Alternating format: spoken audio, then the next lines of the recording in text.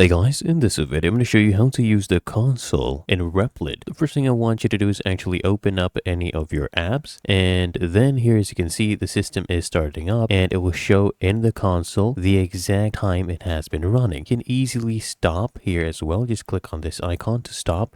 And of course, you can click here to run it as well. Now, to open the console itself, what you need to do is just click on this plus icon here, and then you scroll down until you see console, and you can view the terminal output after you run your codes. So let me explain you a little bit of what is currently going on. So once the server has started up here, of course, you can see the time it has been up. And then here you can see serving Flask app. That just shows the app is called, what is exactly running. And as you can see, the debug mode is on. And it is running on this internal address that Replit uses. And if we scroll down here a little bit, you'll see all the different logs. Okay, you can see the debug. So if I do anything, it should show up here. So let me come here to preview and let's run our app. If I make any changes, we'll see the log entries. So let's just name this one testing is the title. Status, we'll leave it as pending. Description, we don't need to add that right now. Let's just choose any date and then click on add task, and you'll see it right here. We have just added that task, as you can see, right down to the second. And if I go ahead and delete this task, you'll see that in the log as well. So as you can see right here, we should see it in the console that we have deleted that task. And if you're seeing these warnings, let me just explain what that is. So if you see any warning lines, pay attention to those. This one, the API access key one, is just that, the environment variable is set. It is not set. It's just explaining that, you have a security warning about your API endpoint.